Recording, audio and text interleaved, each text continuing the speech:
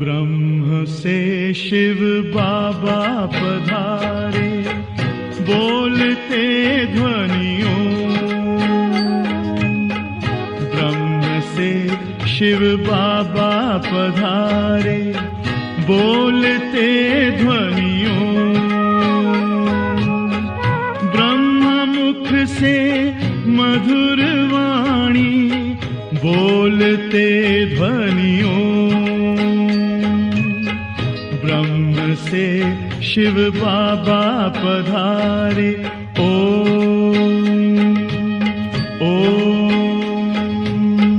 ओम शांति। आज 20 अगस्त 2024 बाबा के महावाक्य है, मीठे बच्चे, काम काज करते हुए भी एक बाप की याद रहे। चलते फिरते बाप और घर को याद करो, यही तुम्हारी बहादुरी है। प्रश्न है, बाप का रिगार्ड और डिसरिगार्ड कब और कैसे होता है? उत्तर है, जब तुम बच्चे बाप को अच्छी तरह याद करते हो तब रिगार्ड देते हो। अगर कहते याद करने की फुर्सत नहीं है तो यह भी जैसे डिसरिगार्ड है। वास्तव में यह बाप का डिसरिगार्ड नहीं करते, यह तो अपना ही डिसरिगार्ड करते हो। इसलिए नामी ग्रामी केवल भाषण में नहीं लेकिन याद की यात्रा में बनो। याद का चार्ट रखो, याद से ही आत्मा सत प्रधान बनेगी। ओम शांति। रूहानी बच्चों प्रति रूहानी बाप समझाते हैं। यह जो 84 के चक्र का ज्ञान समझाया जाता है, यह तो एक नॉलेज है जो तो हम बच्चों ने जन्म जन्मांतर पढ़ी है और धारण करते आए हैं। यह तो बिल्कुल सहज है, यह कोई नई बात नहीं। बाप बैठ समझाते हैं, सतयुग से लेकर कलयुग अंत तक तुमने कितने पुनर्जन्म लिए हैं। यह ज्ञान तो सहज रीति बुद्धि में है ही। यह भी एक पढ़ाई है, रचना के आदि मध्य अंत को समझना है। सुध बाप के सिवाय और कोई समझा नहीं सकता। बाप कहते हैं, इस ज्ञान से भी ऊंच बात है याद की यात्रा, जिसको योग कहा जाता है। योग अक्षर मशहूर है, परंतु यह है याद की यात्रा। जिसे मनुष्य यात्रा पर जाते हैं, कहेंगे हम फलाने तीर्थ यात्रा पर जाते हैं। श्रीनाथ या अमरनाथ जाते हैं तो वह याद रहता है। अभी तुम जानते हो, रूहानी बाप तो बड़ी लंबी यात्रा सिखलाते हैं कि मुझे याद करो। उन यात्राओं से तो फिर लौट आते हैं। यह वह यात्रा है जो मुक्ति धाम में जाकर निवास करना है, भल पाट में आना है, परंतु इस पुरानी दुनिया में नहीं। इस पुरानी दुनिया से तुमको वैराग्य है। यह तो छी रावण राज्य है। तो मूल बात है याद की यात्रा। कई बच्चे यह भी समझते नहीं है कि कैसे याद करना है। कोई याद करते हैं व नहीं करते हैं, यह देखने में तो कोई चीज नहीं आती है। बाप कहते हैं, अपने को आत्मा समझ, मुझ बाप को याद करना है। देखने की तो चीज नहीं, न मालूम पड़ सकता है। यह उस अवस्था में कहाँ तक याद की यात्रा में कायम रहते हैं यह तो खुद ही जाने। युक्ति तो बहुतों को बताते हैं, कल्याणकारी बाप ने समझाया है। अपने को आत्मा समझ शिव बाबा को याद करो, भला अपनी सर्विस भी करते रहो। जैसे मिसाल पहरे पर बच्चे हैं, चक्कर लगाते रहते हैं। इनको याद में रहना तो बड़ा सहज है, सिवाय बाप की याद के और कुछ याद नहीं आना चाहिए। बाबा मिसाल दे बताते हैं, उस याद की यात्रा में ही आए जाए। जैसे पादरी लोग जाते हैं, कितना साइलेंस में जाते हैं, तो तुम बच्चों को भी बड़ा प्रेम से बाप और घर को याद करना है। यह मंजिल बड़ी भारी है। भक्त लोग भी यही पुरुषार्थ करते रहते हैं, परंतु उनको यह पता नहीं है कि हमको वापस जाना है। वह तो समझते हैं जब कलयुग पूरा होगा तब जाएंगे। उनको भी ऐसे सिखलाने वाला तो कोई है नहीं। तुम बच्चों को तो सिखलाया जाता है। जैसे पहरा देते हो तो एकांत में जितना बाप को याद करेंगे उतना अच्छा है। याद से पाप कटते हैं। जन्म जन्मांतर के पाप सिर पर है। जो पहले सतप्रधान बनते हैं राम राज्य में भी पहले वह जाते हैं, तो उनको ही सबसे जास्ती याद की यात्रा में रहना है। कल्प कल्प की बात है, तो इनको याद की यात्रा में रहने का अच्छा चांस है। यहाँ तो कोई लड़ाई झगड़े की बात ही नहीं है। आते जाते अथवा बैठते एक पंथ दो कार्य, पहरा भी दो, बाप को भी याद करो। कर्म करते बाप को याद करते रहो। पहरे वालों को तो सबसे जास्ती फायदा है। चाहे दिन को चाहे रात को जो पहरा देते हैं उन्हों के लिए बहुत फायदा है। अगर यह याद रहने की आदत पड़ जाए तो बाप ने यह सर्विस बहुत अच्छी दी है। पहरा और याद की यात्रा, यह भी चांस मिलता है बाप की याद में रहने का। यह भिन्न भिन्न युक्तियाँ बताई जाती हैं याद की यात्रा में रहने की। यहाँ तुम जितना याद में रह सकेंगे उतना बाहर धंधे आदि में नहीं। इसलिए मधुबन में आते हैं रिफ्रेश होने।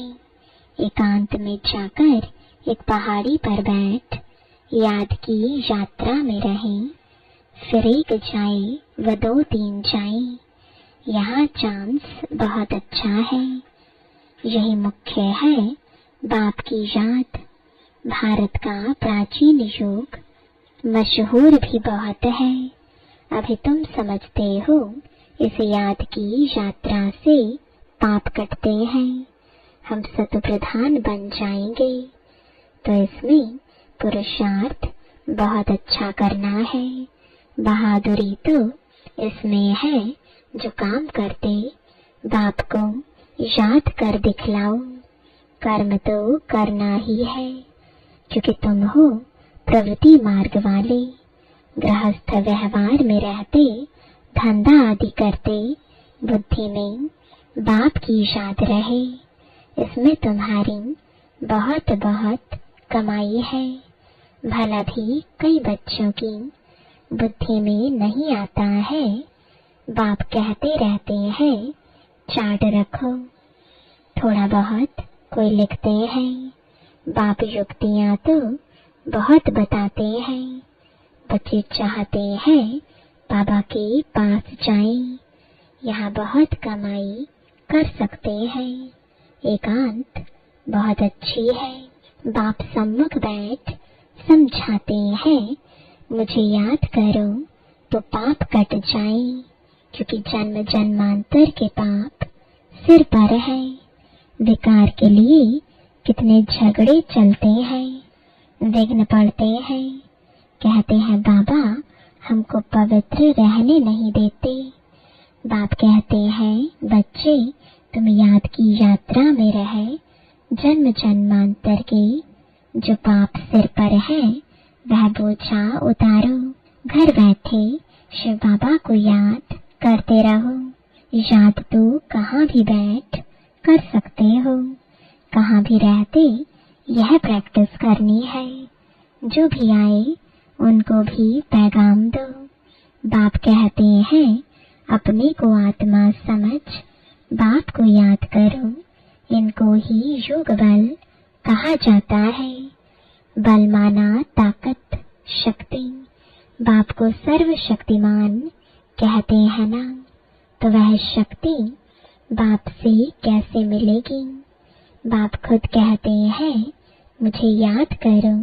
तुम नीचे उतरते उतरते तमो प्रधान बन गए हो, तो वह शक्ति बिल्कुल खत्म हो गई है, पाई की भी नहीं रही है। तुम्हारे में भी कोई है जो अच्छी रीति समझाते हैं, बाप को याद करते हैं, तो अपने से पूछना है हमारा चार्ट कैसा रहता है। बाप तो सब बच्चों को कहते हैं याद की यात्रा मुख्य है। याद से ही तुम्हारे पाप कटेंगे। फल कोई सावधान करने वाला भी नहीं हो तो भी बाप को याद कर सकते हो ना। भल विलायत में अकेले रहो तो भी याद में रह सकते हो। समझो कोई शादी किया हुआ है स्त्री और कोई जगह है तो उनको भी लिख सकते हो। तुम एक बात सिर्फ याद करो, बाप को याद करो, तो जन्म जन्मांतर के पाप भस्म हो जाएंगे। विनाश सामने खड़ा है। बाप युक्तियां तो बहुत अच्छी समझाते रहते हैं, फिर कोई करे ना करे उनकी मर्जी। बच्चे भी समझते होंगे कि बाप राय तो बहुत अच्छी देते हैं। हमारा काम है मित्र संबंधी आदि जो भी मिले सबको पैगाम देना। दोस्त हो या कोई भी हो, सर्विस का शौक चाहिए। तुम्हारे पास चित्र तो है, बैज भी है, यह बड़ी अच्छी चीज है। बैज किसको भी लक्ष्मी नारायण बना सकता है। त्रिमूर्ति के चित्र पर अच्छी तरह समझाना है।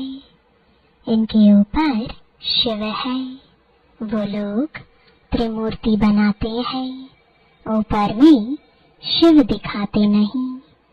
शिव को न जानने कारण भारत का बेड़ा डूबा हुआ है। अब शिव बाबा द्वारा ही भारत का बेड़ा पार होता है।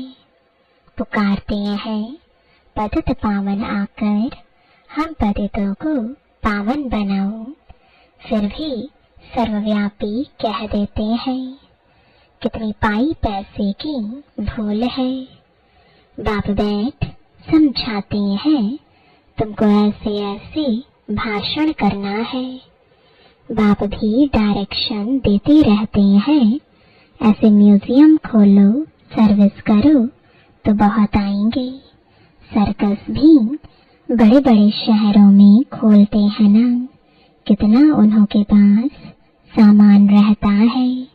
गांव-गांव से देखने के लिए लोग आते हैं, इसलिए बाबा कहते हैं तुम भी ऐसा खूबसूरत म्यूजियम बनाओ जो देखकर खुश हो जाएं, फिर औरों को जाकर सुनाएं।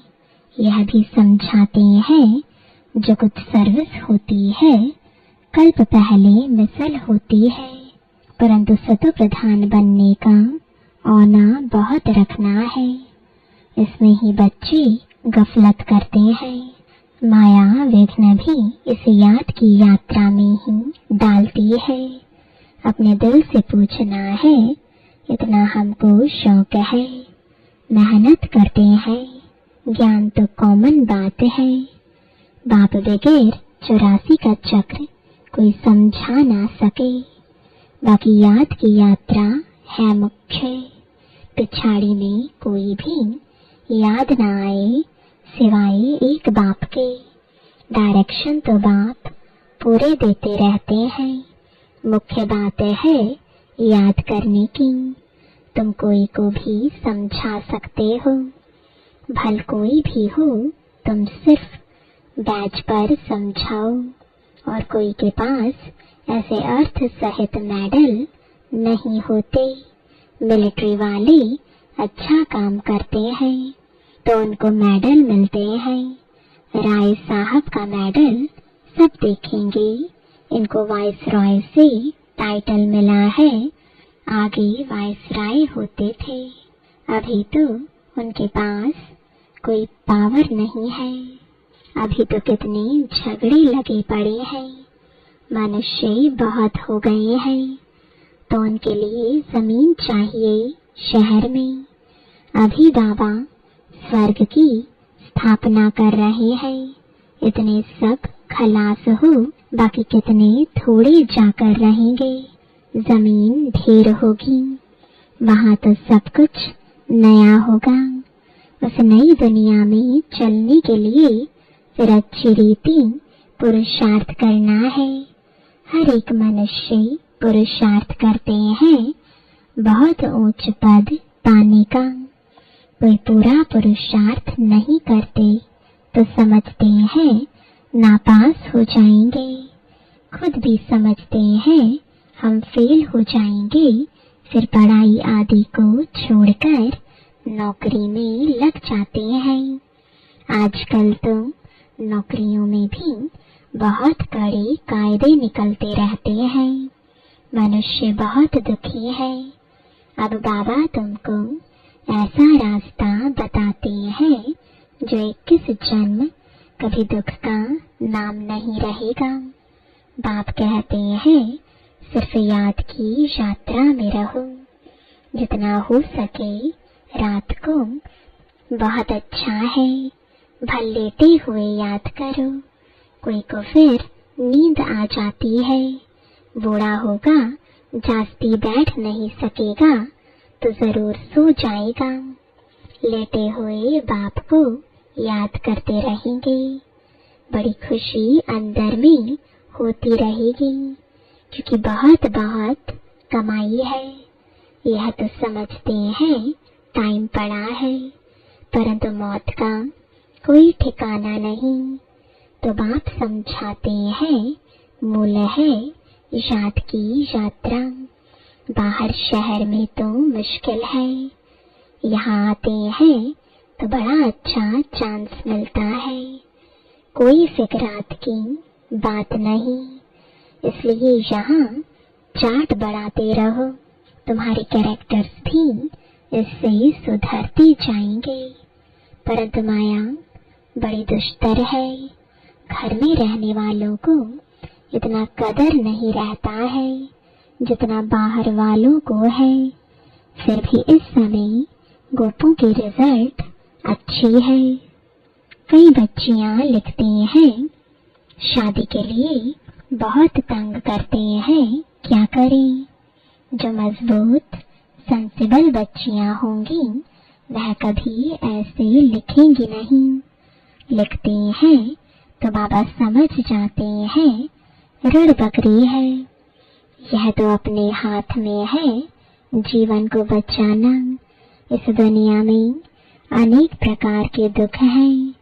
अब बाबा तो सहज बताते हैं, तुम बच्चे तो महान भाग्यशाली हो जो आकर साहिब सादे बने हो। बाप कितना ऊंच बनाते हैं, फिर भी तुम बाप को गाली देते हो, सो भी कच्ची गाली।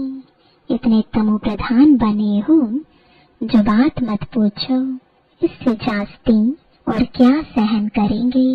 कहते हैं ना जास्ती तंग करेंगे तो खत्म कर देंगे। तो यह बाप बैठ समझाते हैं, शास्त्रों में तो कहानियां लिख दी हैं। बाबा युक्ति तो बहुत सहज बताते हैं, कर्म करते हुए याद करो, इसमें बहुत बहुत फायदा है। सवेरे आकर याद में बैठो, बहुत मजा आएगा, परंतु इतना शौक नहीं है। टीचर स्टूडेंट की चलन से समझ जाते हैं यह फेल हो जाएंगे, बाप भी समझते हैं यह फेल हो जाएंगे, सो भी कल्प कल्पांतर के लिए। भल भाषण में तो बहुत होशियार हैं, प्रदर्शनी भी समझा लेते हैं, परंतु याद है नहीं, इसमें फेल हो पड़ते हैं।